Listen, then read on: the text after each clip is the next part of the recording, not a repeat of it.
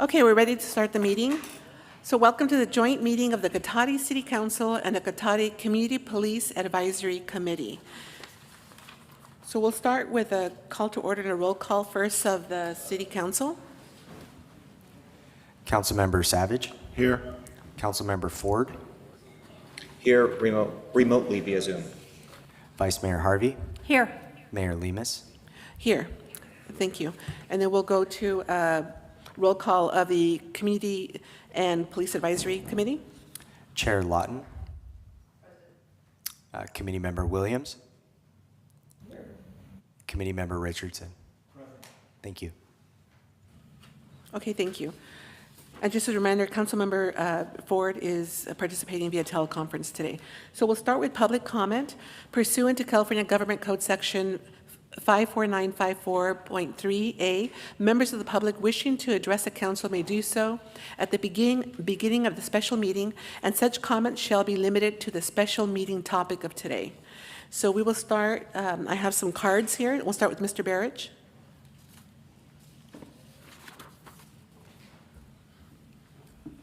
Thank you, Madam Mayor. Again, I've asked you several times to just please refer to me as Councilman Barrich, but I don't understand your animosity here. I would like to make an observation of how you've conducted these meetings, especially the last meeting. You seem nervous, you seem rushed, and I don't want you to feel that way. You know, we're kind of a family here in Cotati. We want you to feel comfortable. You seemed rushed. You didn't introduce yourself. You didn't welcome the public to the meeting. And that's been a fine tradition in Cotati. And I think Mayor Mark Landman did it best, where he would welcome people here and introduce himself and even introduce other council members. And we want you to feel comfortable and that you can just slow down a little bit and take proper etiquette into account as well. Also, the fact that, years ago, we had coffee in the back of the room for decades. There was a percolator, sugar cubes, cups, stirs. People like Michelle Berman and others would bring in treats and cookies and fruit. It was very nice. And then I think the council got to a point where they didn't appreciate the public comment and the taxpayers in the room, and they took the coffee away. Maybe they thought we were too, jacked up on caffeine or something, I don't know. But it was very nice and they took it away. So when I asked Mayor Landman, when he decided to take that away, he said, well, we don't have money for that, Mr. Barrich. Imagine that. We don't have any money for that anymore. Kind of a telling point about what's kind of happened to the graciousness of our town and these town meetings. This is a great building. This is the most important building in town, and can't put some coffee back there or some bottled water. It's just really kind of rude how our town council has declined over time. I remember when a bid came forward to remodel the kitchen, $200,000 to remodel the kitchen. And we were always the public was always welcome into the kitchen. You get a glass of water or something, and then they remodeled the kitchen and they closed the door and said no admittance to the public, after the public spent a couple $100,000 remodeling it. What's happening here? We got money launderers in the room, convicted money launderers here, laughing and giggling in the back of the room. It's really a sight.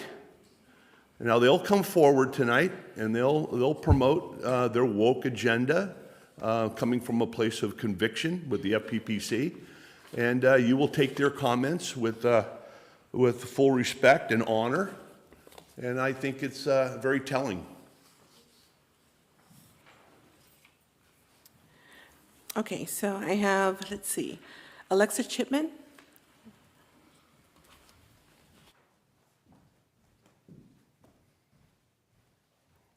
Hello, thank you. I just wanted to speak for the people in Cotati and Runner Park who are scared by some of the violence that ICE has been escalating to recently, especially in California and Minneapolis. And we want to keep our community safe. And so we were just hoping that there's some sort of plan of de-escalation, should that begin to happen here in Cotati or Runner Park or Sonoma County.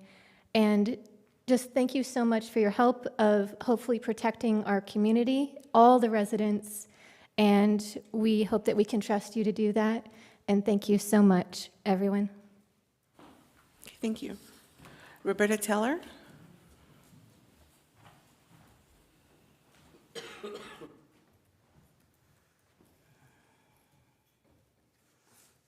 Hi, good evening. I just want to say I appreciate the opportunity to speak here.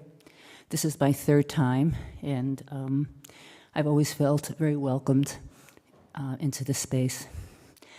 I am the chair of SEDC, the Social Justice Committee at Ner Shalom. And I had been planning on coming to this meeting, and as I typically do before a meeting, especially speaking publicly, I write out a script because I get nervous and I want to make everything right and perfect. And I did that yesterday afternoon. I actually have my script here. However, I'm not using my script tonight because I discovered and found out that you were having a special session this evening to address policies, procedures in dealing with potential ICE presence in this county. And that is something that I am deeply concerned about and care about. A couple of weeks ago, I gave you a model ordinance of noncompliance for you to look at. So anyway, I just want to say that I am grateful that you are looking at and considering developing these policies for this very precious city. And I also had planned on bringing a sign. And I was going to pop up my sign every once in a while just to let you know of what I was thinking. And I'm going to use the sign tonight, not so much as a reminder, but actually as a way of saying thank you to you for your consideration. So it's a famous sign by John F. Kennedy. I'm sure you all know it. And it says, "If not us, who? You. You are the ones who are going to make a difference for this city. If not now, when? Now is the time." So thank you, thank you, thank you. And in keeping with my policy of leaving you with information, each of you has received a sample packet from the city of San Jose, who they have developed a packet to help city and staff respond in the event of an immigration enforcement action in their city, and it's a really excellent document, so I ask that you please look at it. Thank you. Thank you. Beverly Volishin?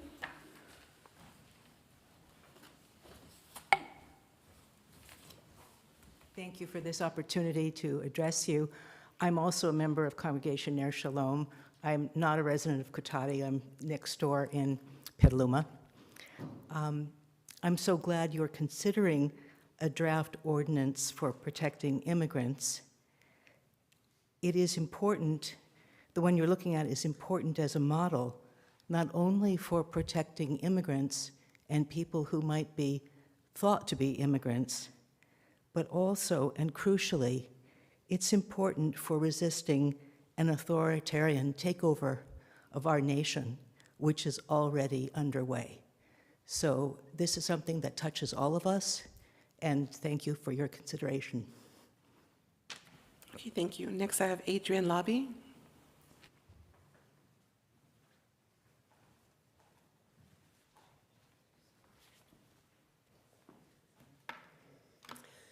Good evening. My name is Adrian Lobby. I'm a resident of Cotati. I appreciate you and Congregation Ner Shalom for bringing this forward, and I don't take the courage for granted. We're lucky that Cotati was not among the first cities targeted for a surge in this so-called immigration enforcement, and I am really proud that we're willing to look ahead and make some plans. Truthfully, I don't expect a caravan of ICE to show up in Cotati and a whole bunch of, I don't expect them to, traverse our streets in groups of 10 or 11 like they're doing in some of the major cities. But I do think that Caravan can come and want to use our public facilities to help them stage their work or do their work, whether it's around the county or whether it's in town. And I expect tonight that you all are going to consider prohibiting that kind of use of our facilities, and I hope you move that forward. I wrote you a letter, but I want to emphasize and clarify a few things from my letter. I have 5 points. One, we do not know everything that's needed or the best way to solve these problems, and we won't until we get the Latinx residents and business owners here. So it is really crucially important we have another meeting, that it's more advertised, and that there be Spanish interpretation. 2, I want more information about what's going on right now with the Cotati Police. Who do they share information with? We know, I mean, data sharing is part of being a policeman, but who and why and how much identifying information is shared is really important, and we need to know that. I am very concerned about routine surveillance systems like license plate cameras. There is no local surveillance system that is safe from a demand by ICE. So we need a thoughtful and effective city ordinance on surveillance technology, and we need it really fast. The question of who has jurisdiction. Across the country, people are calling 911 and saying, ICE is illegal, they're doing something illegal, and they get back, we can't do anything, they're federal. So we really need to be clear that our police are empowered here. They are the first people to have the say. And again, we need to do that quickly. Finally, there's the community. How can residents interact with ICE agents with safety and backup? When the ICE agents come knocking around on my complex, going door to door, how will I know what to do? And who can I imagine will come and support me when I do it? Same with the businesses across the street that are run by Latinos. So these points are a lot, and I realize that. I don't think I'm the only one that's overwhelmed by all of this, and they're not even here yet, at least not in force.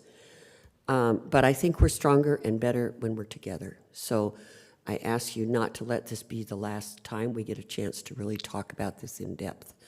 And let's set another meeting. Thank you. Thank you. Is there anyone else in the room that would like to come up and, speak? Sure. Come forward, state your name, and then you can give your comment. Thank you.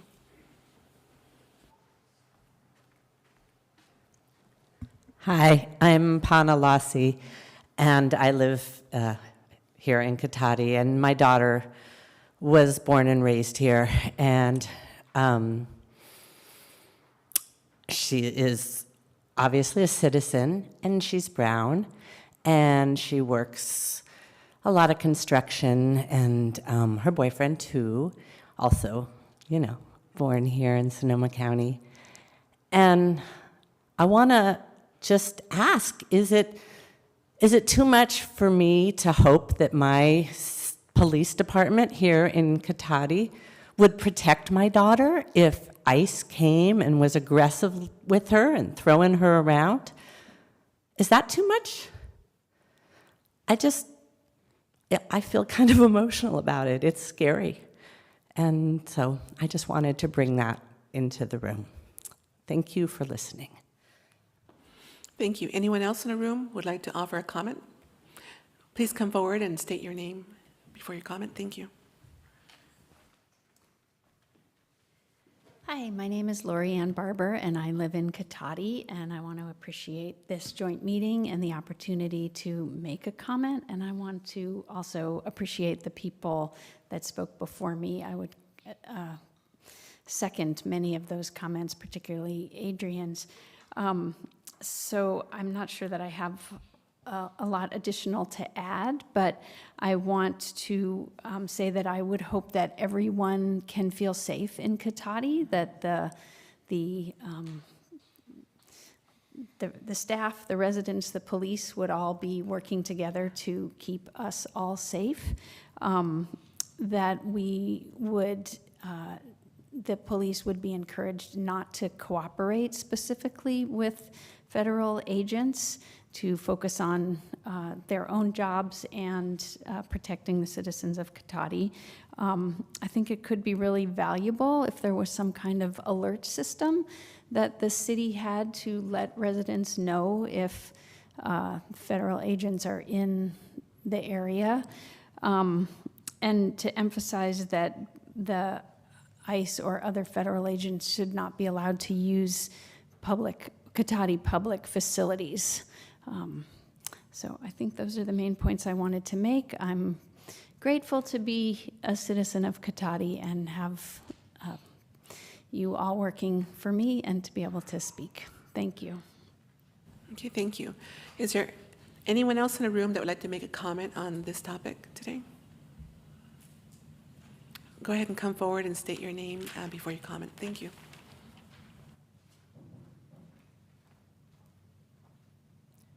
Hi, everyone. My name is Megan Coffey. I live in Cotati.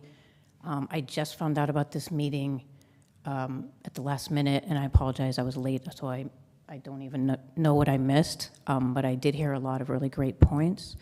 And I was raised in the Quaker tradition, and I was raised as a little kid to be very proud of how Quakers have resisted human rights abuses since the beginning. Some of you may or may not know that Quakers were a huge part of the Underground Railroad during slavery times, and were a huge part of conscientious objection to the Vietnam War and things like that. So I just, I hope, and again, this may have already been said, but I hope that Cotati will make sure that schools and houses of worship are protected. Ideally, I don't know what is legally possible, but any kind of statement of resistance and noncompliance at least lets our community members know that we have their backs. I myself am Chicana, but I don't look like it, so I don't, it kind of breaks my heart that my Latina siblings, even if they're citizens, have to feel like they're in danger. And I get this privilege of not feeling like I'm personally in danger. And I just think that we should all have the same feeling of safety. Thank you for listening. Thank you. Is there anyone else in the room that would like to offer a comment on this topic? Okay, not seeing anyone. Oh, one more person. If you can please state your name before you comment. Thank you so much.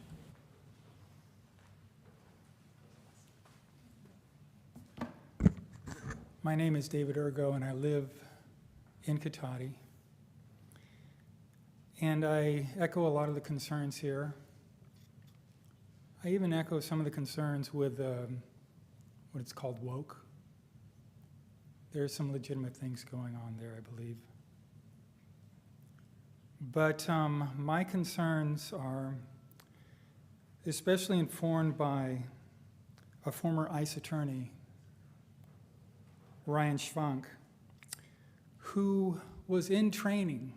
He was told to train ICE agents and was assigned that last fall. And it's probably 4 weeks ago, that he quit his job and he went to Congress and said, this is not right. These agents aren't being trained in the law. They're not being trained how to handle people who they suspect as criminals. They are not being trained properly. Even the agents themselves are a little scared. So I have deep concerns that they show up here and they not only threaten the people that they find, but they're also working with our police department, and our police are being forced to work with people who don't know what they're doing. My trust in ICE is very low. I don't think they have been properly trained. And going door to door looking for people who look like my stepson is frightening. I have no problem with them going after criminals. I have no problem with any law enforcement going after people who are unauthorized and are violent. I do have a problem when people are swept up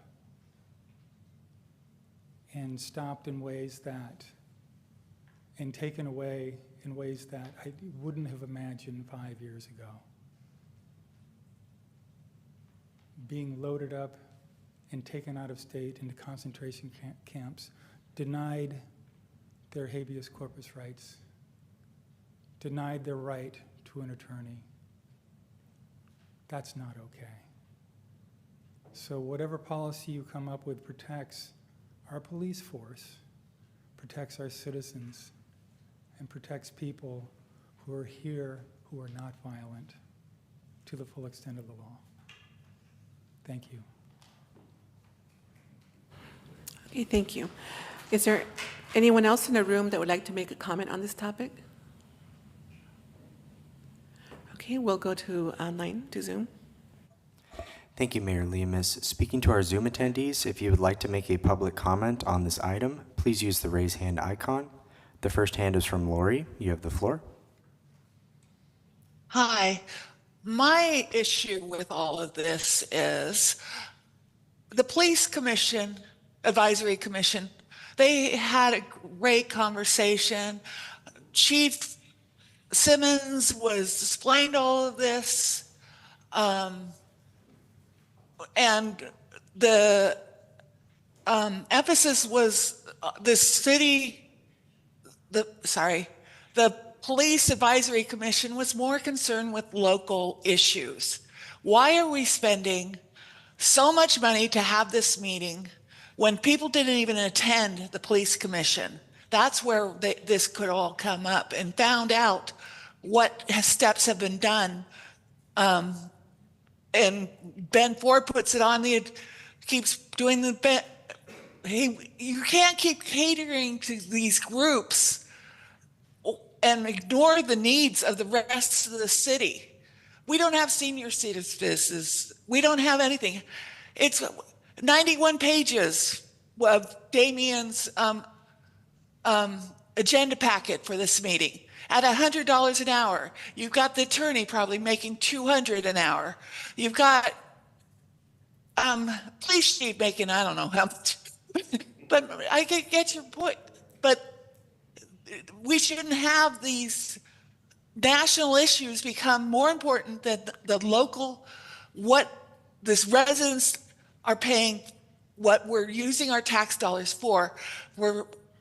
We get skeletal services and you spend them, and I'm as anti-ICE as anybody, but there's appropriate places to do this, and nobody listened to the Police Commission, and they're great guys and everything, wonderful people, and nobody, there was only a couple of us on Zoom, and now you've got all these people here spouting off, and it's all for politics. Santa Rosa's doing it, so we got to do it, and this is not a right use of our public tax dollars. Thank you.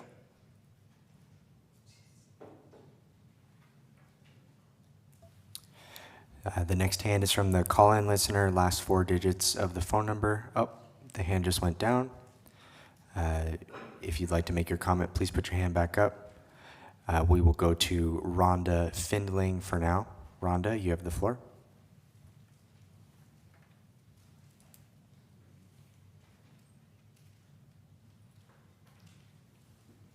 Rhonda, are you able to unmute your microphone and give your comment?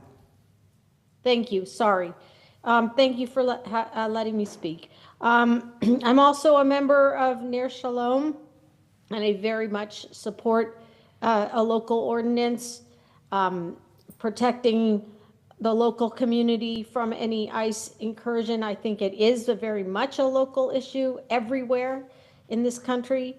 As a daughter of Holocaust survivor who grew up in Nazi Germany, what we're seeing here in our country is very much what I grew up hearing about.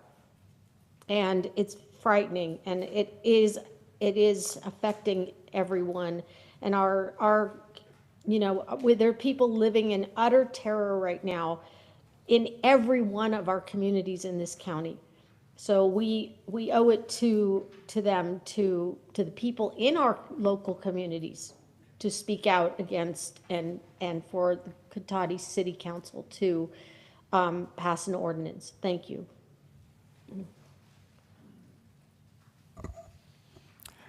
Okay, looks like the hand is back up. Caller, last four digits, 8409. You have the floor.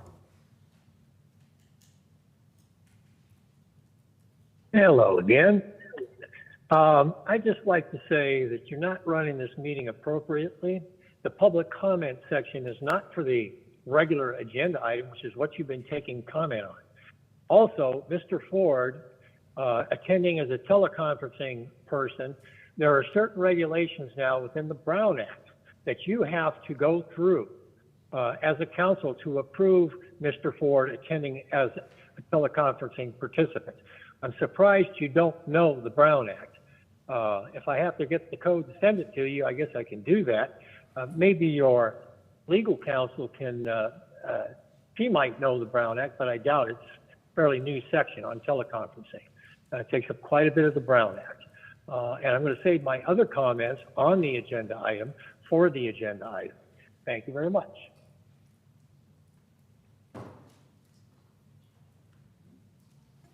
Mayor Lemus, there are no further hands on Zoom. That will end public comment. Okay, thank you. So there was a couple of questions that I heard that I was wondering. Councilmember Ford, I think that we did publicly provide that information, correct? Yes, Councilmember Ford's location is published on the agenda. There are traditional Brown Act requirements for teleconferencing, and there are new Just Cause Brown Act requirements, or newer.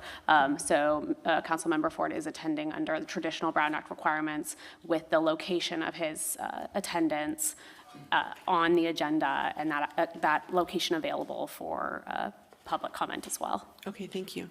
And then one other comment that I heard maybe will be addressed during the presentation around ALPR, or is that separate?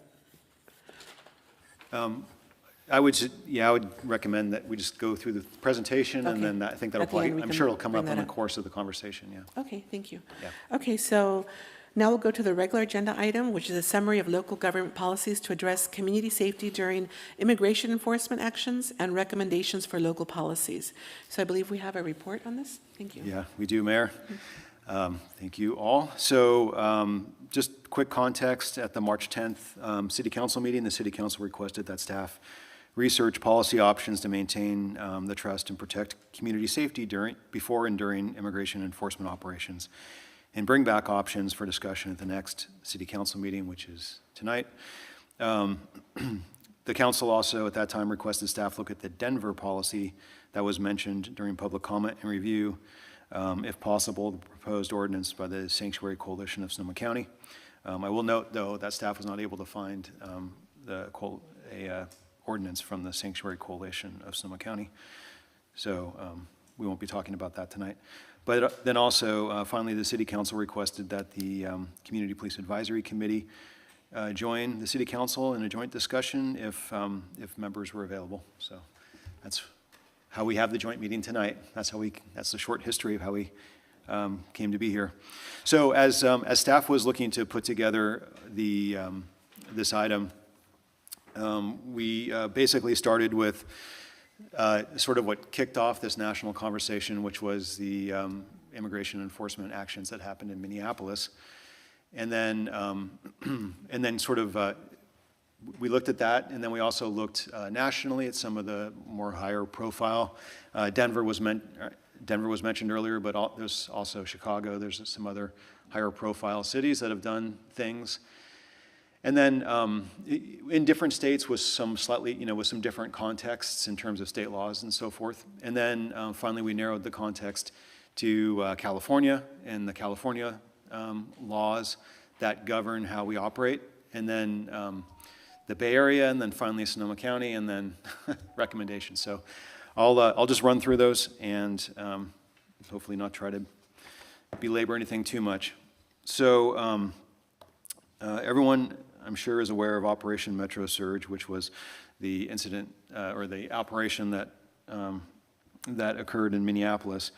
And during and in following that, Minneapolis and the state of Minnesota took took various actions.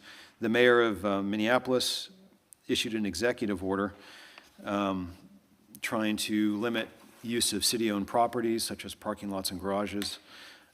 Minneapolis PD maintained policies that they won't participate or assist with civil immigration enforcement.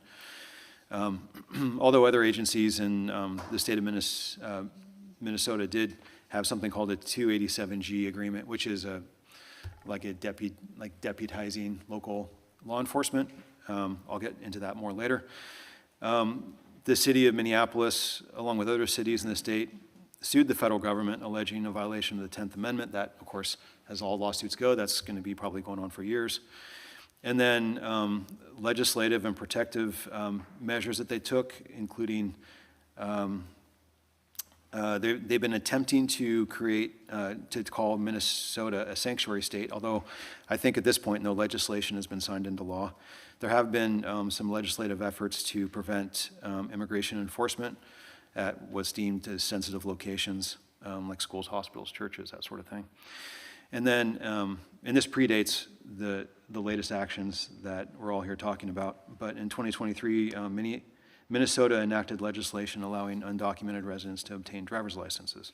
So that's, that kind of gets you up to speed on what's happened in Minnesota and Minneapolis in a broad sense. So the state of California, as I mentioned, is in some ways a very different framework than what's happening in other states. So the state of California has passed a variety of statewide laws to address these kinds of issues. So there's the Values Act, the Truth Act. More recently, there's the No Secret Police Act. And then there's also, just sort of underlining all this conversation tonight, there's the California Duty to Intercede law. So the Values Act was in 2017, and this is a state law that serves as a baseline by restricting the use of state and local resources for immigration enforcement purposes. The Truth Act, which was also effective in 2017, mandates that local jails provide inmates with written consent forms before ICE interviews, requires notification of release dates given to ICE, and compels annual community forums. The No Secret Police Act is a more recent thing that was passed in September of 2025 and signed by the governor. It bans federal and local officers from wearing masks to hide their identity, with some exceptions like undercover work and SWAT and medical kind of exceptions. But this law, and this was geared towards federal law enforcement specifically, I think, although, statewide, that's really not a thing, but they were trying to address some of the masking and concerns that they saw, particularly in Minnesota. So the law is currently on hold. A federal judge temporarily blocked the law in February of this year, finding that it likely violated the Constitution by selectively targeting federal agents while not applying equally to state law enforcement. So that's, anyway, it's state law that's been passed, but it's currently in the courts. And then finally, the California Duty to Intercede law. This was built on previous laws that basically say that police officers have a duty to intercede, and I'll get into what that means, but this law took effect in 2022 and requires that police officers immediately report and intercede when witnessing other officers use excessive force that is clearly beyond that which is necessary. Intercede includes physically stopping the excessive force, recording it if equipped with a camera, and reporting the incidents to a supervisor, and failure to intervene can lead to serious disciplinary action, including revocation of an officer certification. So a little back, if you don't know, peace officers in California are now certified by the state, so the certification can be revoked if they're found to be violating various laws. And that just means they no longer can be peace officers in the state of California. All right, so that gives you sort of a broad brush on the state of California and where we are with statewide legislation. So narrowing it down to some of the Bay Area, somewhat Bay Area jurisdictions have done in the relatively recent past, and I'll group this into the type of actions they took. So Alameda County, the city of San Jose, and the city of Santa Clara have passed resolutions generally, and the resolutions generally are prohibiting use of public spaces for civil immigration enforcement. Some cities have passed ordinances, including the city of Berkeley, city of Richmond, city and county of San Francisco. They have a variety of, they do a variety of things. For example, city of Berkeley focuses on prohibitions on disclosure of protected personal information and required reporting of ICE requests. City of Richmond, they use their ordinance to try to limit the use of city facilities and also city staff for federal immigration enforcement and sharing personal information unless legally mandated. City and County of San Francisco, and I'll talk more about Santa Rosa in a minute, but I understand that Santa Rosa is looking at an ordinance that would be very similar to the City and County of San Francisco, sorry, that basically amends their municipal code to state that civil immigration enforcement is not a city purpose for use on city property and authorizes the city attorney to bring a cause of action or like an injunction if somebody uses it in an unauthorized way. So they basically define, basically broadly says nobody can use city property, broadly speaking, so that's city real estate or city, I guess, personnel or equipment or whatever, for any unauthorized use. And then in the ordinance later, they just say use of any city property for civil immigration enforcement is considered an unauthorized use. And then it delegates the city attorney to be able to try to do something about that if there is some unauthorized use that's found to have happened. Santa Clara County is also looking into an ordinance, although I think that's still draft at this time. And like I've seen in other counties, they're also thinking about ways to use their social service arms. So counties do a lot of the social service provisions for counties and municipal areas within the counties. So Santa Clara County is looking at using their social service arms to try to fund things like legal defense or some nonprofits that do work in those areas. And then finally, I'll just mention executive orders. So some bigger cities, particularly like, and I can't speak to these are out-of-state cities that I'm talking about, but one was the city and county of Denver, and the other is the city of Chicago.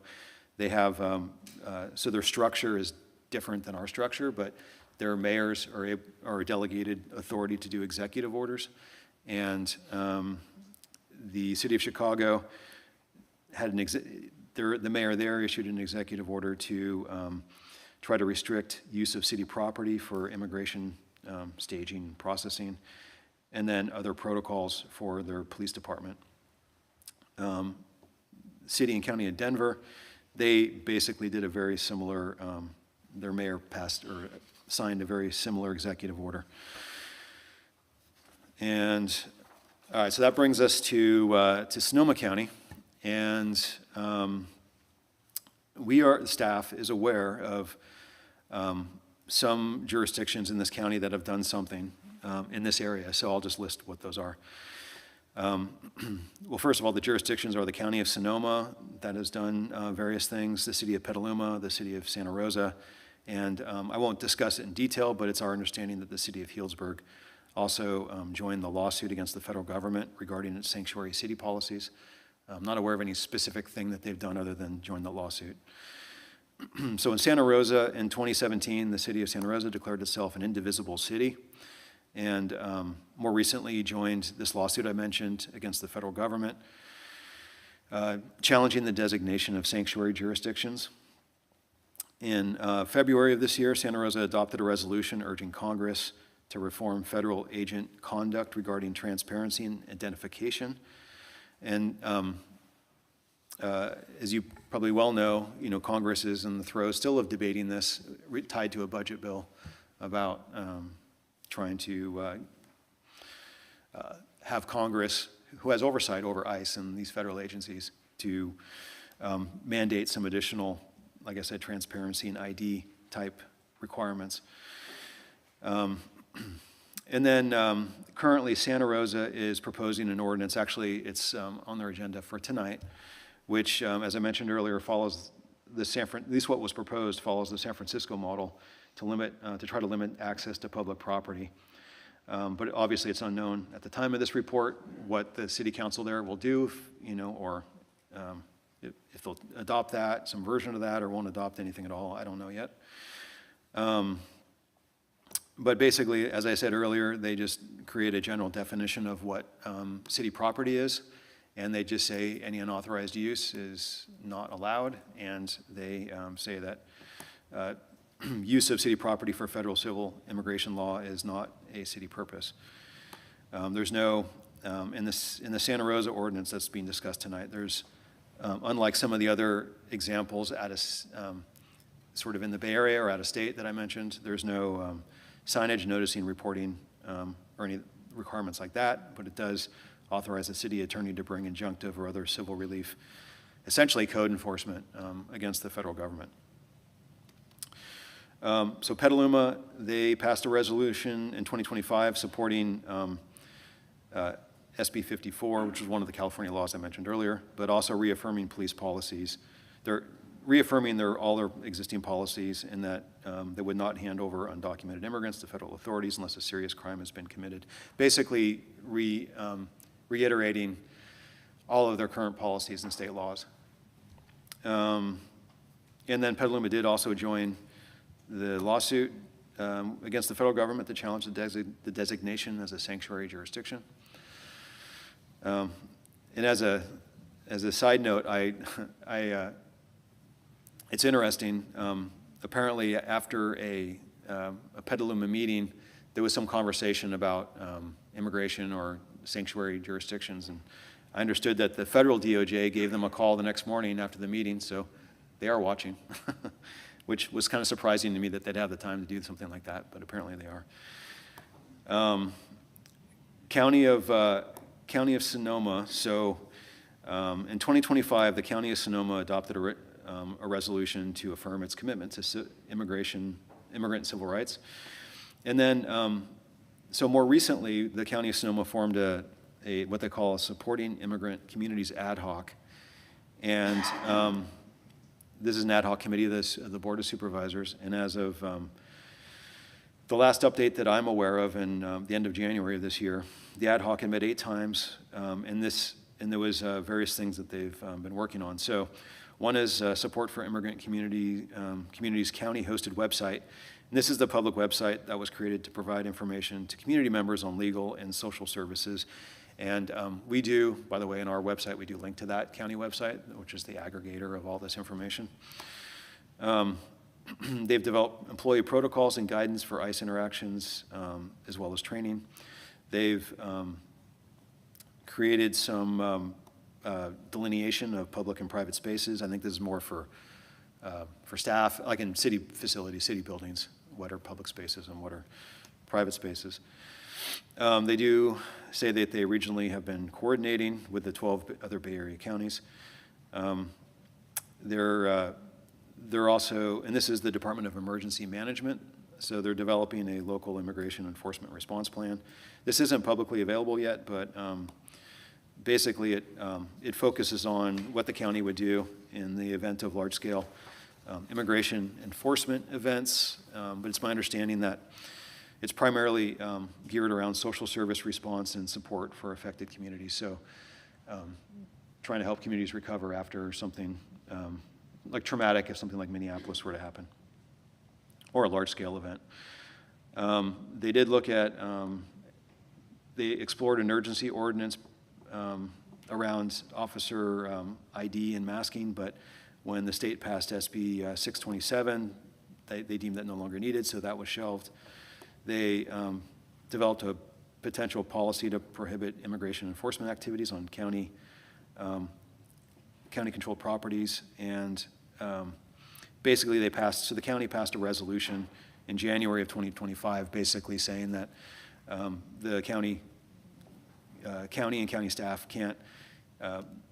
you can't use county resources or property for immigration enforcement. and provides direction to be reaffirmed by department heads that they all understand this and the staff understand this. There was a consideration of a non-collaboration ordinance, but there was a lack of support from the Sanctuary Coalition on an effort that would exclude the sheriff, so this initiative was shelved. There was an inventory of local immigrant services, and then there was some funding of some non-governmental organizations, specifically the North Bay Organizing Project to support the North Bay Rapid Response Network and the Secure Families Collaborative. So the County of Sonoma did provide funding for those two NGOs. And then finally, there was, in public comment at the last council meeting, there was a similar version provided to the Community Police Advisory Committee. There was a sample ordinance that was provided. And just in short, that sample ordinance that was provided through public comment had several provisions. I'll just read through quickly, but it suggested that it mandate city employees protect sensitive personal information, prohibit the use of city property funds, personnel for immigration enforcement purposes, identify city-owned property that could potentially be used for staging areas for immigration enforcement, post signage, develop plan and training protocols for responding to federal immigration authorities and handling warrants or subpoenas, designating a immigrant affairs liaison, requiring within 6 to 12 months of adoption, the city would be required to review their policies for compliance and submit reports to the council, notification requirements that immigration authorities are present for enforcement, signs be placed in all city lobbies and waiting rooms affirming that citizenship status is not collected nor disclosed. The chief of police would maintain a policy requiring all sworn personnel to visibly display their name and badge while performing duties. The city council is to ensure that the police department remains locally controlled, is not subject to federal deputization without consent, and this is the 287G thing that I was mentioning earlier. All right, so that is sort of a quick run through of all the different elements, and I'll try to aggregate those into some of the main points and some thoughts, initial thoughts to discuss. So one thing, if there were some sort of broad, non-targeted immigration sweeps, I would expect it would most likely result in local jurisdictions coordinating with the county, and it's our emergency operations area, both for communications and also to request additional resources. And it is staff's opinion, at least, that with any countywide or broader response, regional consistency in public communication and commonality of actions in response will be important to minimize confusion by both the local agencies and also the public. Not sending out mixed messages depending on which jurisdiction you happen to be in. It could be really confusing for everybody. As I mentioned earlier, the County Department of Emergency Services has recently been developing or working on an emergency, they call it a concept of operations, a CONOP, for such a scenario, which I mentioned focuses on the sort of post-event recovery assistance side of things. I've neglected to say this, but I will also point out in the packet, there is a joint letter from the police chiefs in Sonoma County, and it just reiterates everything that's true in this county and true in large part in California. But our police departments do not cooperate with federal immigration enforcement and are restricted by various state laws, including these laws I mentioned earlier, the Values Act, the Trust Act, and the Truth Act, which prohibit police from assisting or sharing information with federal agencies performing immigration enforcement. This also prohibits police in California from inquiring about the immigration status of anyone they interact with during an arrest, and I'm sure the chief could give you more background on any of this stuff if you have questions later after the presentation. All right, so in terms of grouping some of the main actions that these jurisdictions, if I could try to categorize them and condense it down, one sort of action that you see is resolutions urging Congress to do something about Customs and Border Patrol or ICE or just immigration enforcement more broadly. This was, for example, an action taken by Santa Rosa where they developed a resolution that they sent to Congress trying to encourage Congress to create some more rules about how ICE and CBP interact with the public. It doesn't, this type of action doesn't require significant dedication of city resources. Obviously, it would carry some risk, as I mentioned earlier, to raise our visibility on the federal level. Another sort of general category, another group of things that these different jurisdictions, there's a commonality, is limit immigration use of city property or public property. And I'll just say, as we've been discussing this internally and also with our peers, it's clear that the city can limit access to non-public areas. So locked areas such as like the back parking lot in the police station or the Public Works Corporation yard, which is fenced, any city offices, basically anywhere where the general public wouldn't go, it's easy to limit federal agencies, and restrict their ability to access those areas. Our ability to limit access to public spaces is legally debatable. So, in general, the approach taken by other jurisdictions is to post, as I mentioned earlier, signage and that type of stuff. Some even go a little further and say, we'll provide signs for private property, but private property can restrict access anyway without. They don't need to let anyone own their property. So that didn't seem to be particularly effective, but we've seen that in some jurisdictions. On public property, so if it's talking about discrete areas, like not streets and things like that, but like parking lots and that sort of area, the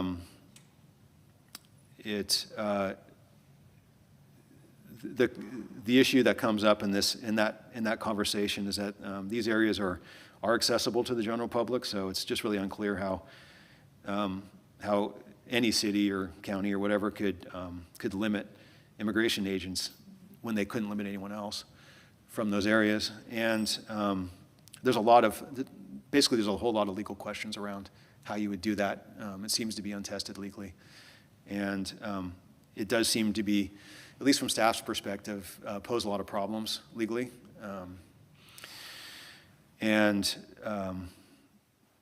In any case, regardless of the legality of it all, the stated recourse in any of these different ordinances or resolutions that it wouldn't be resolutions, it'd be ordinances, is to file a civil lawsuit or seek injunctive relief against the federal government.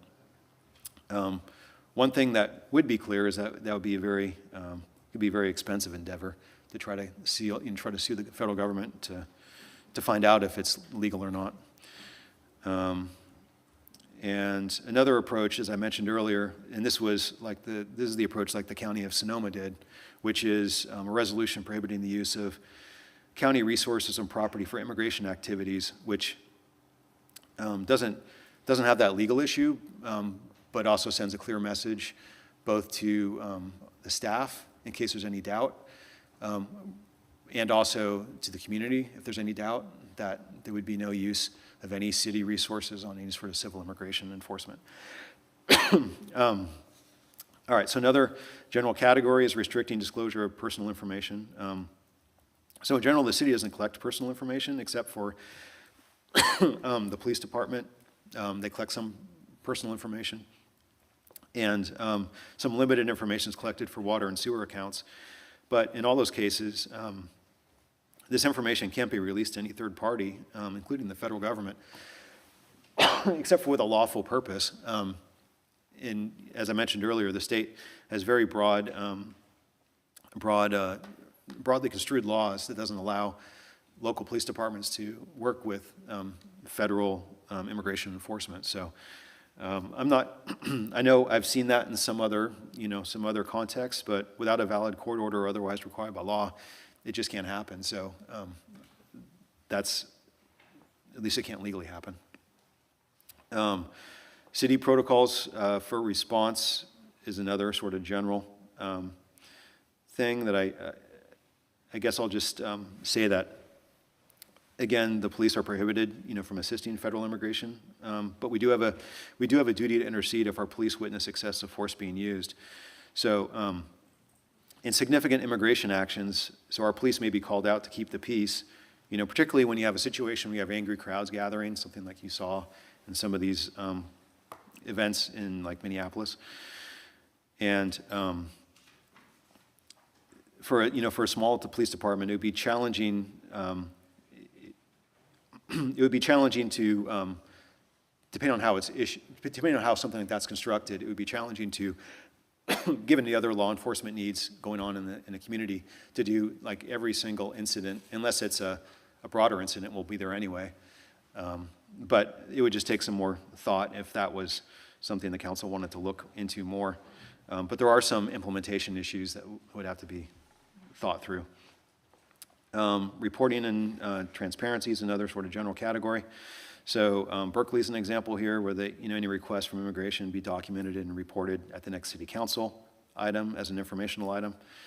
And again, the main issue here would just be public safety, because the timeliness of the report and how it's conveyed could create other public safety issues. For example, if a whole bunch of people converge on an area and then it creates a whole bunch of other issues potentially, that would endanger the public. So there's maybe ways to go around that, but that's it also has some challenges. Restricting, I swear I'm almost through this, but restricting use of masks and reporting requiring IDs. So in California, masking an ID of police is already restricted under the government code, and it's exactly for the same reason why the state legislature passed that law last year to try to mandate it on federal law enforcement. But we're already required to have IDs, and we can't mask except in very narrow examples. But most of those we don't ever do. So an example in California context might be like a gang task force or a SWAT, but we don't do either. In Cotati, we don't do either one of those things. The only example that we could think of is maybe you're dealing with someone with a known like a contagious medical condition, and you're wearing an N95 mask while you're handling them, for booking and that kind of thing. But that's a pretty limited example. And then finally, the deputization of local police. This is that 287G agreement I mentioned. So in California, there's very few, if any, police departments that have these types of voluntary agreements for immigration enforcement, as they generally would conflict with state law. And Cotati does not have such an agreement, and there's no way for the federal government to deputize a local police officer involuntarily, nor is it legal in California for the police to assist or perform civil immigration enforcement. So given all of that, some things just from a staff's perspective that I think that could be flushed out in conversation here with the committee and the council is we obviously could develop a resolution urging Congress to require policy action to restrict certain practices from ICE and improve ID, similar to what Santa Rosa did. As I mentioned, that could come with some risk of kind of singling yourself out with the federal government. It's unknown, though. Develop a resolution reaffirming current practices in state law, similar to what the city of Petaluma did. This is relatively quick to implement and has the benefit of reassuring the public that we don't cooperate with federal civil immigration authorities and that we do follow best practices in policing. We could, as I mentioned earlier, with any sort of significant immigration action, there's going to be an emergency operations startup, and we're going to be working with our partner jurisdictions. So similar to what the county is working on with their emergency CONOP, we could potentially develop an operational response that would get into more of a granular detail, like how it would respond to different scenarios. If a significant enforcement action happens, and to make sure it's aligned and complementary with the county. And I'm not aware of any other jurisdiction in the county that's working on something, but at least we could be aligned with what the county's saying that they would do. And then similar to the county of Sonoma, we could also potentially adopt a resolution prohibiting the use of city resources and property for immigration activities, with direction that this is reaffirmed with all department heads to ensure that the city council expectations are clearly conveyed to staff. And this would also be relatively quick to implement. And as also has the benefit of reassuring the public that if there's any doubt, that we don't assist with federal civil immigration authorities. It also ensures that all city departments and staff clearly understand that expectation. But regardless of what the, what direction comes out of tonight, we do also, recommend that whatever we do, we're ideally closely aligned with our partner agencies in the county, because this is most likely not going to be a Cotati thing. It's going to be probably a Sonoma County thing or a multi-jurisdictional thing. And aside from just the emergency sort of operations and response benefit of that, it also has the benefit of clarity for messaging to the public and also sharing of resources. And I think I've probably talked enough, but I'll stop there, and I'm happy to take any questions. And as I mentioned earlier, the chief's also here if you have any questions about law enforcement and their role. I want to thank you and the staff for the really comprehensive work that you did gathering all this information for us, and the public for providing some of the additional documentation. There's a lot to look at, and it's an important topic that we need to address. Unfortunately now I carry a birth certificate with me. I wasn't going to at first, but now with changes, I just, because for obvious reasons, I have to protect myself, so. I want to first go to questions from the City Council. And I was going to see if Councilmember Ford wanted to start. I'm not sure if you wanted to start or you want to have someone else. I don't have any questions. Okay, you don't have any questions. Okay. Okay, thank you. Okay. So City Council, anyone else have questions or on it? Yes. Mm-hmm. So I think you stated this, but I just want to make sure that I understood correctly. So with an ordinance, the way that happens, the cure for that would be to go through our code enforcement process and see that through. And what I don't see in here anywhere is any possible costs associated with, as was explained, suing the federal government. I can touch on that just briefly. So the way that a number of these other jurisdictions who are adopting ordinances that essentially authorize enforcement against any violations of that ordinance, most of these ordinances are granting the city attorney authority to enforce the ordinance, which, as Damien mentioned, would look like going to court to seek an injunction. When a code enforcement case comes up, we don't generally go out and actually stop the immediate action. It usually involves going to court. Those costs can't necessarily be quantified. It depends on the matter, but due to the significant costs that generally come with going to court to enforce a violation of the city's municipal code, it can be substantial, and so such action would likely entail the city attorney's office coming to council to seek authority, spending authority, essentially.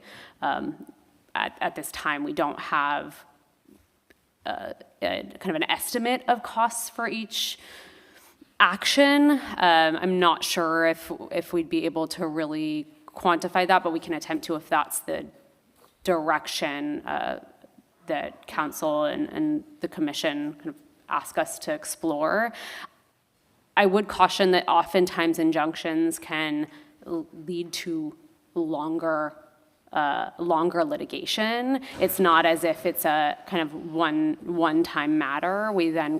The city then could be faced with potential challenge from the federal government for its enforcement action and consideration of the untested nature of these local ordinances. It's at this point, it is not clear that enforcement is explicitly authorized under existing case law. That's certainly something I imagine that some of these cities are going to be exploring shortly. I'm not aware of any enforcement up to this point of these ordinances. And I will say, it gets into a lot of, as Ali had mentioned, there's a lot of legal questions around this. So,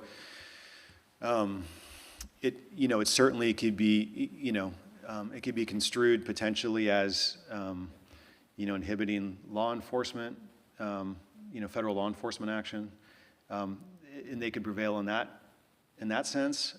They could potentially, it's unclear if, from a First Amendment standpoint, if the federal government has free speech rights like a general First Amendment claim would have. So, for example, when we do any sort of events in the public space,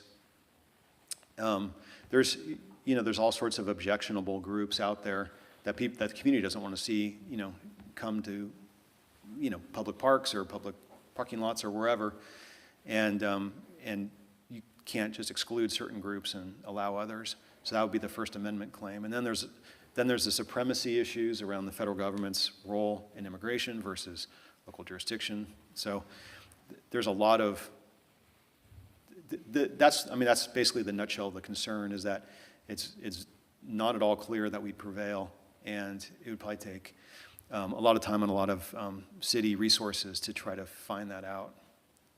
So that was the hesitancy and the concern.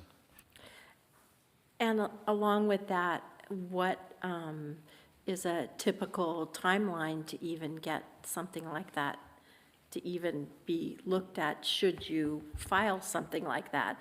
I mean, it might be well past, its pertinence at that point.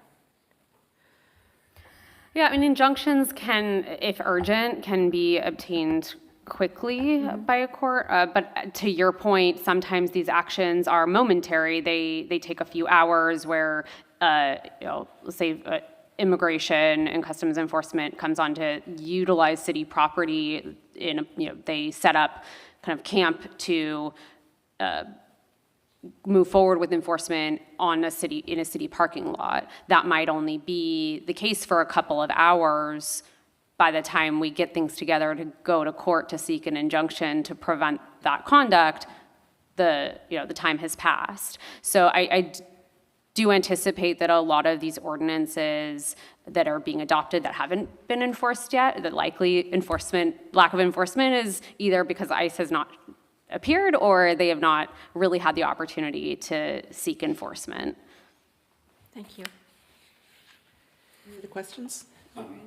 On some of the points that you talked about, particularly around urging Congress to do something, that revolved around reform. And was there also training mentioned in, I think I saw that in Santa Rosa's as well, training? Yeah, it was a variety of issues that they felt were deficient from the agency. That was brought up, and that's a very important issue. On the limited use of city property, you mentioned property that's inaccessible is obviously easier to control than accessible property. Was there any comments around signage? I think you mentioned public, we couldn't do anything about public or private property, but I think there were some comments from a speaker about providing signs that private owners could display. And while it kind of reaffirms what's already out there, I think that could be something that could give some comfort to people at least seeing that being reaffirmed. And then personal information, only really the police are getting that. Is this kind of lumped in with the automatic license plates readers? Is that kind of in that whole type of information as well? Or is that a whole different subject? I think it's a different subject. Okay. I mean, because it's not personally identifiable information, really. It's just a plate number. I saw some of the ordinances specifically spoke to judicial warrants versus ICE-issued warrants. And is that something that's already covered in a state law, or would that be beneficial to put into one of these buckets? Yeah, so basically, the way, there's two ways that we look at that. So there's these administrative orders that are being issued by ICE to do immigration enforcement, right? Mm-hmm. Then there's actual judicial warrants that are being signed for like criminal charges, arrest warrants, for example, mm-hmm. right? And so take ICE out of it, take the names out of it. A federal agency can have some sort of administrative process that they go through, and in this case, ICE with immigration, they're using those as detainers basically mm-hmm. to do immigration enforcement, right? That's different than, say, a judicial warrant where you have, the FBI has a federal warrant for a subject for kidnapping, and a federal judge signed that warrant. That's a warrant for that subject's arrest. And then that actually goes into a system that we can share with the FBI and get that information. So in other words, if someone, the FBI could call us and say, hey, we have an arrest warrant, a federal arrest warrant for, for murder for a subject that we believe lives in your city of Cotati. And then, can you help us out in terms of, we're going to be issuing a search warrant and an arrest warrant, and we're going to be hitting the house, and can you guys provide traffic control for the area to close down for public safety reasons?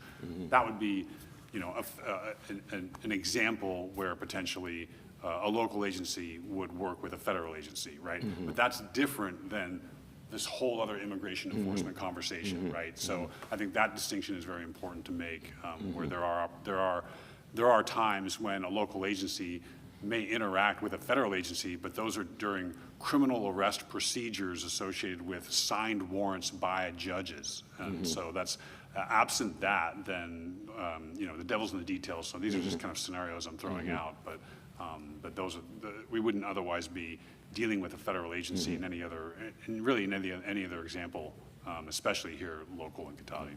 Looking at this more specific to search warrants, and I understand ICE agents are signing their own search warrants as opposed to going through the process of getting a judicial search warrant after they've been denied access somewhere. So are we able to, in one of these buckets, would it be appropriate for us to require ICE agents to have judicial warrants in order to do searches and not be able to use their ICE-issued warrants? I thought I saw that in some of these documents. I don't know that, so I don't know that we as the city of Cotati or the Cotati Police Department can require a federal agency to do anything in that regard, right? So Well, I thought that was in someone's ordinance, though, that we've reviewed here. Did that? There may be something that someone would like that to be the case, but I don't think that's legally the case that we would do. So the bottom line is we wouldn't involve ourselves in that anyway. So if ICE was to come into Cotati and they had, whether they had a search warrant signed by a judge or whether they had some other, nothing, basically some piece of paper that a supervisor were to sign. So we're not involving ourselves in that immigration enforcement either way, to be honest with you. So even if they have a judicial search warrant signed by a judge, we're not going to be assisting them for that immigration enforcement purpose, right? But outside of your assistance, and that's, I understand that. But there's a government code, I guess, 7284.4 that addresses this judicial warrant requirement for search. And maybe that's just something we should look at and get and not really about the police cooperation. That's not so much the angle I'm looking at it.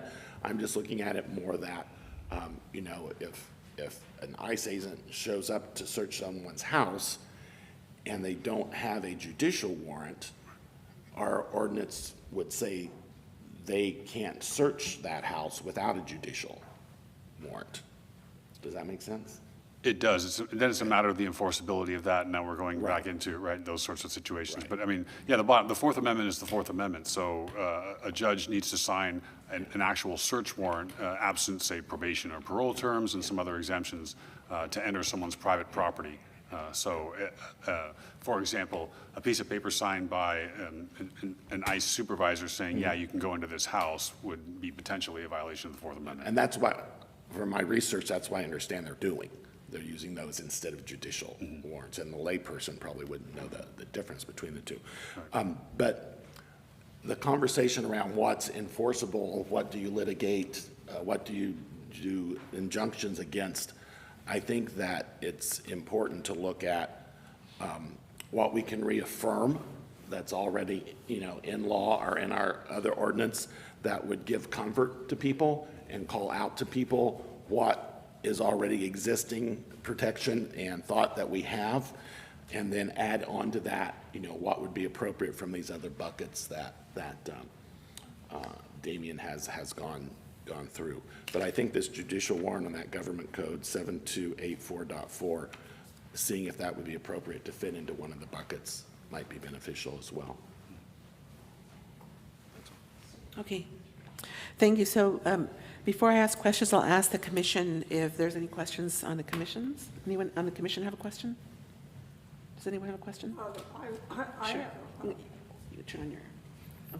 I have a question or comment dealing with something that was written by Jim Duffy, and I think all of you, did you all receive that?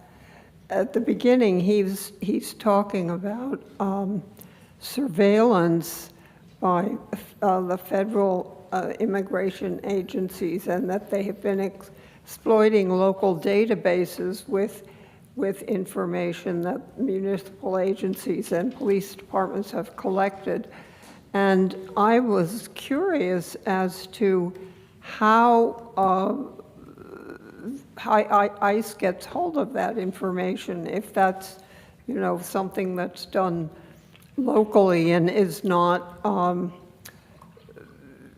put into regional and other databases. How do they get hold of it, and how can they, I know they would like to use it for surveillance, but how can it be kept out of their hands? I think this might be the ALPR kind of question. Is that what this is related to? Well, there's probably an element of it, I assume. Okay. Yeah, there was a very well publicized situation in Mountain View, where the law enforcement agency there, I think when they set up their ALPRs, they didn't go through all the menus, I guess. They didn't set it up correctly. And so some elements of it were shared with some federal agencies. And they found that out, and it became a big firestorm, and Mountain View shut down all their ALPRs, and there was a lot of blowback. So this is my understanding, and the chief can add on if there's more that he knows that would be helpful. But basically, so we're talking the Flock system in this case. That seems to be the one that everyone's talking about. So with Flock, it's a national. They sell this product nationally. So there's different requirements in different states, and I think when Mountain View, what I understand is when Mountain View implemented their system, Flock in their administrative settings in the software allowed you to share or not share, with federal agencies, because there's some states that do, some states that don't. So they had that as an option.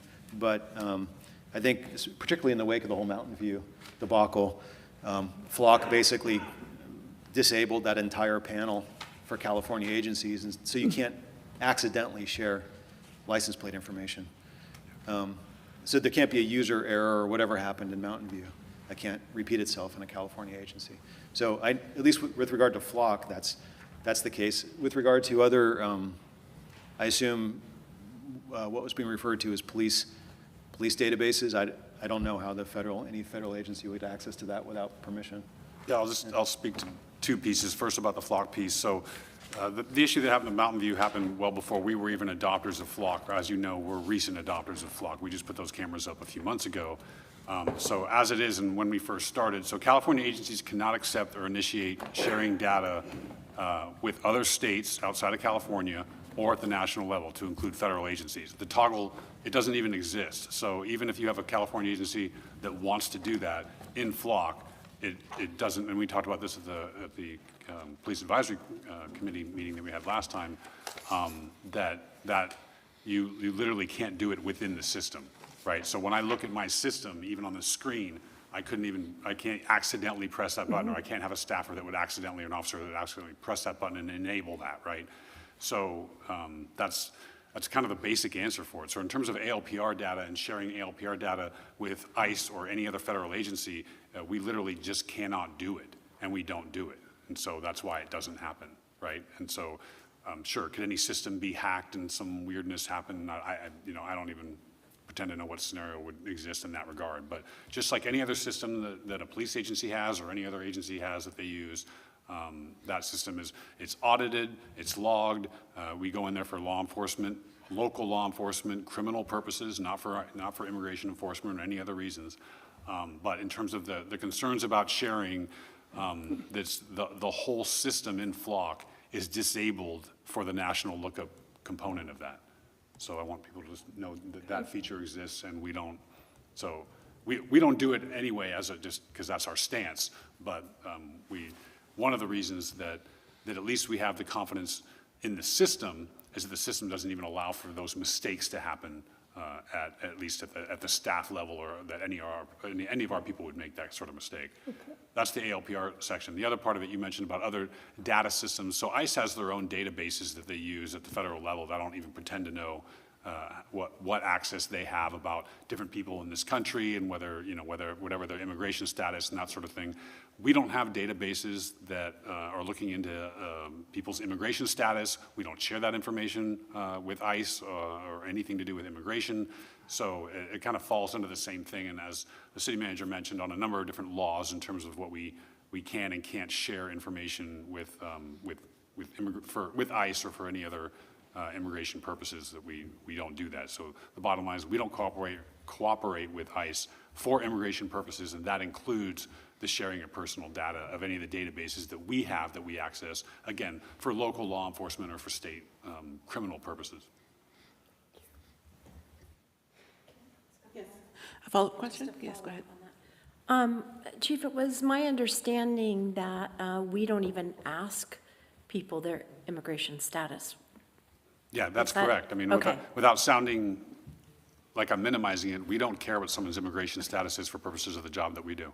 That's it. So it wouldn't be data we have because we don't ask and we don't keep We don't. it. So we don't populate it on our ends, Okay. and there's the databases that we use don't keep. We don't have an immigration button to look up somebody to see what their immigration status is because we don't care about it. That's what I thought. It's not a factor in any of the job that we do for purposes of local law enforcement or public safety.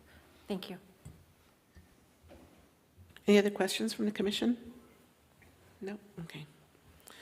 Okay, so at this time, since we already had public comment on it, I don't know whether we're going to formulate something based on there's 4 points that you indicated on here. And Madam Mayor, point of order, you have to open this up to public. well, we already had public comment that was on the topic. This is business, ma'am. Clear that with the clerk. Citizens' business is different than this item, ma'am. All due respect. We're waiting to speak on this item. So this is a special city council meeting, and the public comment period that was held was specific to this specific special meeting item. The council and through the chair are not required to open up the item again for public comment at this time. Madam Mayor, I'm going to object. Civil Rights Brown Act violation here. Citizens' business was clearly pointed out in your agenda. This is a separate agenda item. Each and every agenda item must be opened up to the public for public comment. Please don't violate the Brown Act. Yeah. We already took public comment on this item. If you read the agenda, it says on there specifically on this topic. So we already received comment on this. Okay, so at this point, then our next step is to kind of direct staff to come up with something around the points that we had discussed. And my kind of last question on it is where it says, bullet point 2, develop a resolution reaffirming current practices. And the current practices that we talked about were, for example, some of like the county-owned properties and facilities, no city staff or PD participation. What's included under that?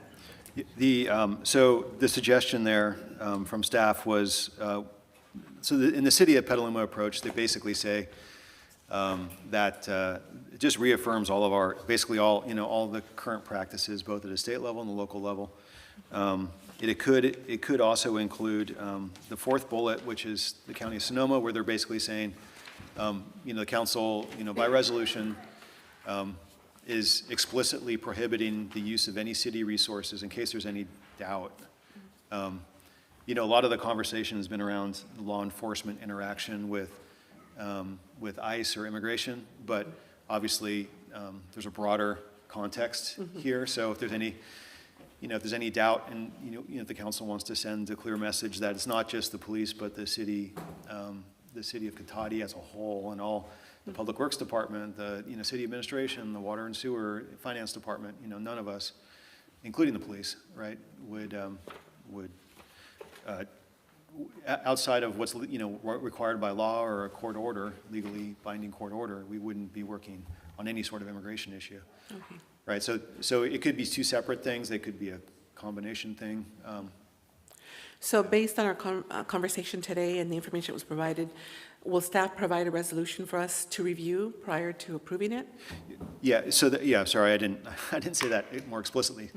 Yeah, the idea is that after council has had, and the committee's had a chance to, formulate what they want to have brought back, then staff will bring something back for consideration. Like So a you- draft ordinance, is that? Yeah, like a draft resolution or whatever the council wants. Okay, so let's go back to questions. I have, or Councilmember Ford? Thank you, Mayor. Yes, so in my mind, I'm kind of separating the conversation into two different categories. One is policies around how we as a city are going to behave in an instance, and another is sort of rules about how federal agents ought to operate when they're in our city, and those are the things that lead to, injunction applications and drawn out lawsuits and things. And given that we've seen the tactics in Minneapolis clearly ignoring the law, ignoring the Constitution, ignoring court orders, I don't have any interest in piling on more sort of attempts to control what ICE or Border Patrol are going to do. I'd rather focus on the things how we're going to respond as a city. And so I'm quite comfortable with the second and fourth bullets in the staff report, the reaffirming current practices that, to reassure people we don't participate, we don't cooperate with federal immigration efforts, and sort of extend bullet 4 to prohibit the use of city resources. But I want to talk about the third bullet a little bit, the concept of operation, some sort of operational statement about how we're going to act as a city in the instance. So and I think that the council's role, as advised by the committee, has to do with policies that should guide such an operations plan. Like, it's not our job to write the specifics of a tactical plan or something like that. But I think that given that the county plan focuses primarily on after the fact operations, what the county's going to do, how the county's going to behave, I anticipate that we'll want to basically sign on to that concept once it comes out, but it is limited, it sounds, to after the fact behavior. So I'd like us to explore some relatively simple policies that take advantage of what we've learned from what's happened in some other parts of the country. So there have been, plenty of examples of the presence of local law enforcement in the Twin Cities defusing the situation and causing federal agents to back off from their unconstitutional behavior. So when a police chief stops at an illegal traffic stop and asks the federal agent what their probable cause was, that ended the stop. Similar situations like that. And there are plenty of examples. We can read it through investigative journalism, where you listen to 911 calls throughout the South where the local police responded, as one of the public commenters said, we can't do anything, they're federal, we're not even going to come. And that clearly proved to not be a beneficial response. So I think we have some evidence that a better policy is that our police, when available, will respond to 911 calls and be present and not stay away because it's federal agents that are on scene. That's just one example of a policy that I think should govern our concept of operation for when such events happen. The only piece I came to the meeting thinking maybe we should explore basically having a local version of SB 627, the no masks policy that's currently on hold because the state wrote it poorly. We should write it better, and but I do actually have faith that the state will fix SB 627 pretty quickly here. So that's not high priority. Thank you. Okay, thank you. Okay, so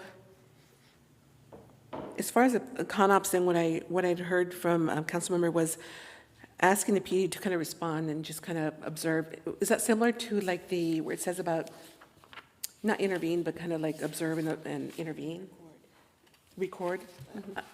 I think I saw in there, observe and record, just to make sure that there's evidence, if you will. Not Almost like AB necessar- 26, the intercede, duty to intercede and record?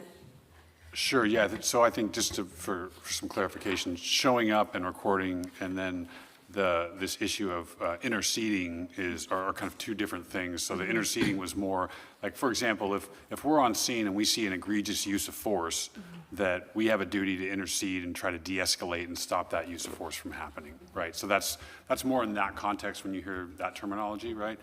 As far as showing up, if there's a major immigration event or an ICE event, we're going to be there to keep the peace and for public safety reasons anyway. And so we're going to have our body-worn cameras. We all have body-worn cameras. They're always going to be on. And so from a documentation and recording standpoint, that's going to happen organically anyway because that's part of our protocol, right? So I think that's just, and to the extent to which, the council wants to reaffirm that, then that's, that's fine. But just know that from an operational standpoint, that's how that would play out. Yeah. And I'll just add, I think, as a kind of a policy overlay, and that is I think what I heard was that, using the traffic stop example, that or some sort of event example, that there would be, if safe and available, there would be some interaction with the supervisor on scene to try to make sure that they're at least question them and see, that they're doing everything properly as much as possible. Yeah, Yeah, so if I heard the chief correctly, originally Councilmember Ford had asked for a CONOP for this, but what I'm hearing is the example that was put out there of observing and recording and responding and all that, that's already part of your policy. It doesn't necessarily need another policy. Did I hear that correctly? Yeah, I think when we're That's talking, it's already there. It's my, at least from, yeah, correct. Okay. So when it comes to, and again, we're talking about some sort of major immigration enforcement activity, because it's, again, take the name out of it, any sort of major activity that's going on in the city, our officers are going to be there anyway from a public safety and keep the peace and de-escalation standpoint anyway, right? So whether that's an ICE event or some other protest that's going on that people are clashing with each other, whatever that is, we're going to be there anyway. So, But I think that the part of the example that was brought up by Councilmember Ford was a 911 call coming in and them saying, "Oh no, it's federal. We're not going out there." yes. That's not our response to any 911 call that we would ever get. So I'm trying to clarify. Yeah, to distill that down, that's exactly right. So if we have a 911 call and someone calls us and they say, "Hey, this is what's going on. Can you, and we would go out and we would make contact if it ended up being, because sometimes we've had 911 calls where someone thought that ICE was there doing something and it wasn't that at all. It was someone doing a repo. It was someone, it wasn't related to ICE at all. It was just someone in a van that was sitting in a parking lot. And so, we respond to those things just because we respond to 911 calls and we go out there anyway. So, if there's an expectation that anytime that a van comes in, that we're going to follow that van around until they leave the city, then I want to manage expectations in that regard. That's probably not what we would do, right? But if we, again, absent like a 911 call or someone notifying us directly about something, then sure, we're going to go out, investigate that, and from a leadership standpoint, I want people to know that, if we become aware of any sort of activity, my first thing is going to be to reach out to that supervisor or management, if I know who that person is, related to ICE, and have some sort of contact with them. Now, whether they cooperate or not, or want to talk to me or not, whatever, but my intention is always going to be to try to initiate some sort of contact with the leadership structure that I believe is involved in that whole thing, and see what we can do to make sure that we're not, or they are not,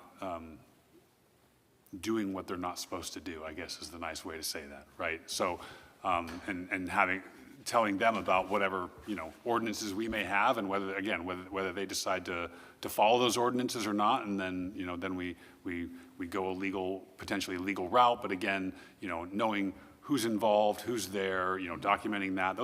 That's what I envision our stance in being. And again, at the end of the day, my concern is about our community, our town, public safety for our folks, and making sure that the focus is on that and de-escalating any sort of situation that would otherwise turn into something that like we've seen nationally. Thank you. I think Ben has another question. Okay. Councilmember Ford, go ahead. Okay, thanks. Yeah, I appreciate the chief's desire to be collaborative and communicative and work with federal partners.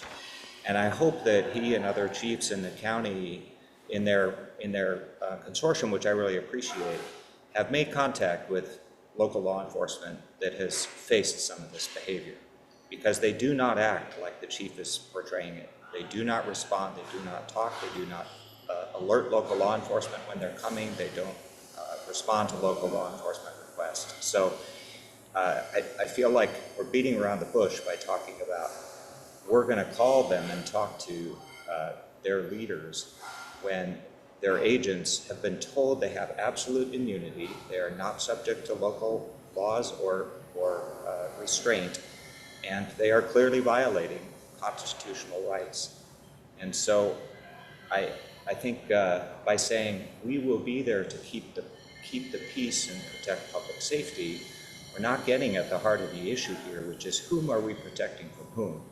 And the police when the federal bodies like to use the words law enforcement, they have clearly abandoned the right to use those words, and we just don't have protocols for how to interact with somebody who, under the cover of authority, is breaking federal and state laws.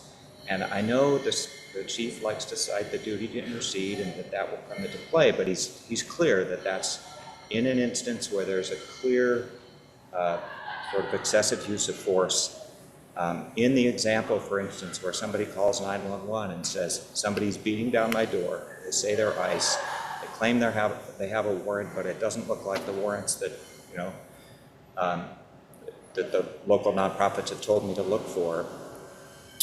I actually want to know, what are the police going to do in that situation, and what should the city's policy be about that when federal agents are clearly violating probable cause or warrantless search laws?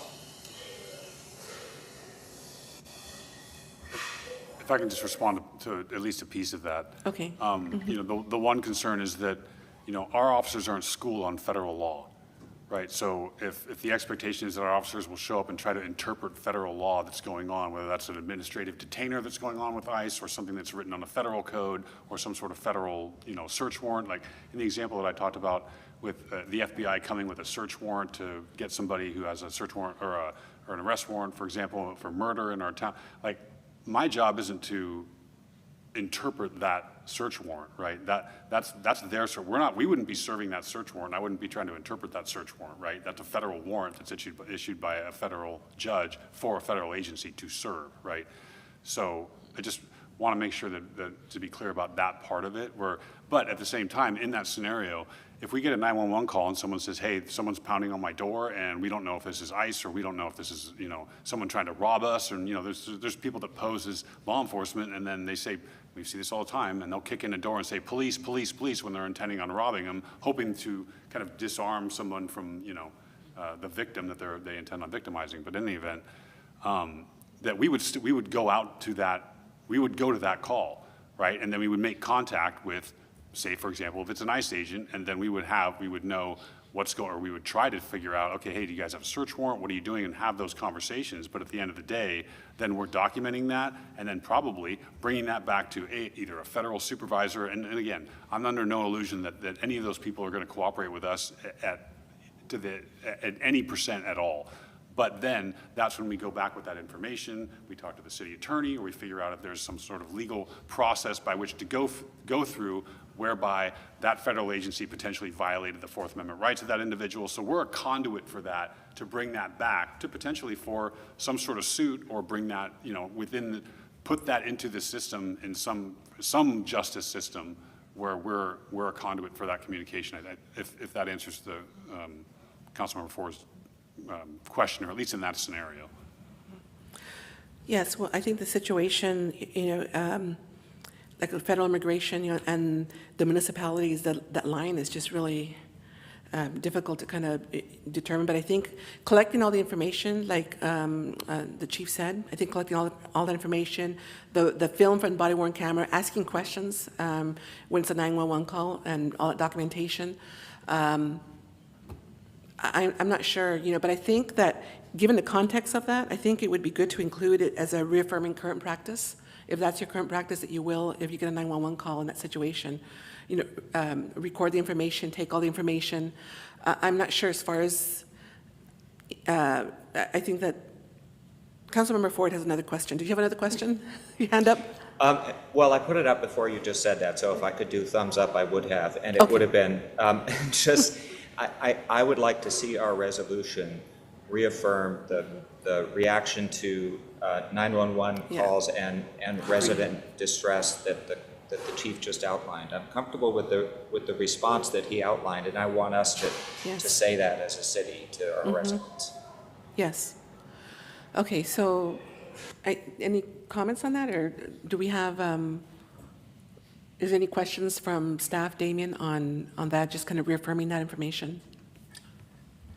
No, not the concept. I'm just, once this conversation is done, I'll know which, besides a resolution, which sort of vehicle we want to. On that one item. Okay, Vice Mayor? And just one more thing, because it's come up multiple times in all of this. I really want to encourage people to interact with the police department, with the Police Advisory Commission, with the council when they see and hear things. I have been to multiple of the, what do you call them, beat meetings, and they're not well attended. So, I mean, questions like this and considerations like this and things like this are things that people in the community should be engaging in. And that's really a really good place to kind of bring up some of these concerns. And I saw in some of the things that there were questions about processes and procedures. And those interactions are appreciated by our police department. And likewise, when we do the annual police report, it's really important for citizens to hear what's being done. And you spent a good hour on, kind of going through that. So while we have people here, I want to encourage people to participate in those because it's really important, not just when there's issues happening, but to be engaged more often. So I just wanted to kind of give them participation too. And also, which I'm sure that a lot of the attendees know today, that there's also organizations on the ground that are doing a lot of work right now, like Secure Families Collaborative, that's working with 19 immigrant serving organizations that are doing a lot of the work on the ground. And I know that there's been a lot of, with the federal government, San Francisco had like 28 or so immigration attorneys down to 4 immigration attorneys. So anything we can do to kind of support, maybe not from the city, but countywide and other individual support organizations such as this organization as well. Because my understanding is that out of all the detainees, 75% of the detained have no criminal record. And we agree, that criminals should be, whether documented or undocumented, taken off the streets, but 75%, families, mothers, children, so this is an important topic, and I'm glad that we're having this discussion today. So, I just wanted to call out one Yes. other thing. There's a lot of comment around what people can do to be prepared for these, and it was mentioned that some of the charity services have seminars and websites with that type of information. You mentioned specifically a Sonoma County website that's on our website we link to. Is there a way to reiterate that into the resolution, just to get information out to people? It's kind of what's out there, and maybe some of the agencies they could contact to get additional information to be prepared, because I think that would maybe help ease some fears as well.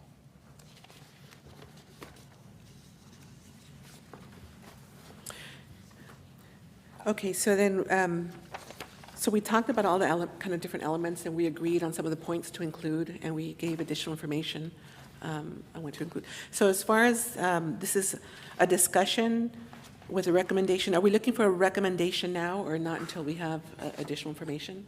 I think just consensus direction, not an actual, council and the committee won't be approving anything tonight. It's just consensus direction on, and what I've heard so far is in the recommendations, bullets 2 and 4. So the one bullet 2 being reaffirming all of our current practices. Bullet 4, just also including similar to the approach the county's taken, the county of Sonoma has taken, which is reaffirming that no city property or resources are used outside of any, lawful purpose. So like, not for immigration enforcement, which we can't assist with in the state of California.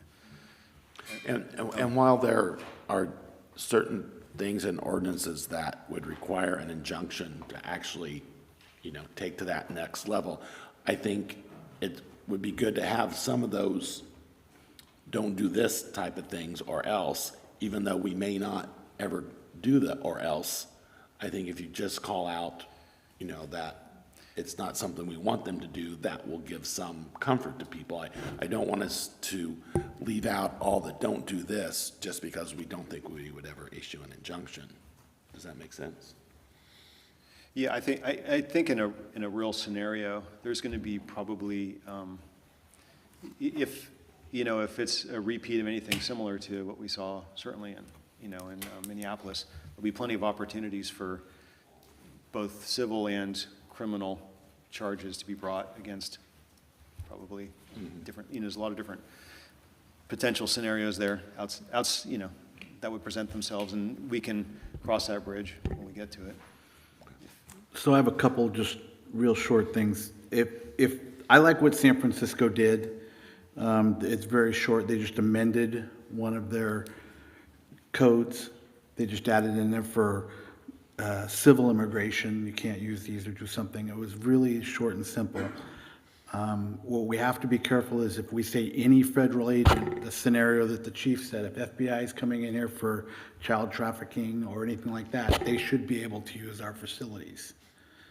So we have to be careful in how we word it, because we obviously don't want those kind of people here. And I agree with everybody else. I think more than just making a statement and how we don't want the civil immigration happening here. But if we do get the FBI or somebody coming in, we want to be able to support that. And however you word it, I think we have to be careful. I think City of San Francisco did that really well. They're one of the few cities, I think, that really made it plain and simple. Yeah, I think it's the term civil immigration enforcement, which both clarifies that it's immigration enforcement that we're talking about, as opposed to other federal agencies like the FBI serving a criminal warrant or something. Yeah, some of them put any federal agent. There are some that have said that, so we have to be careful. And then obviously those are all being called back, but we have to be careful about, that's what I'm concerned about. I mean.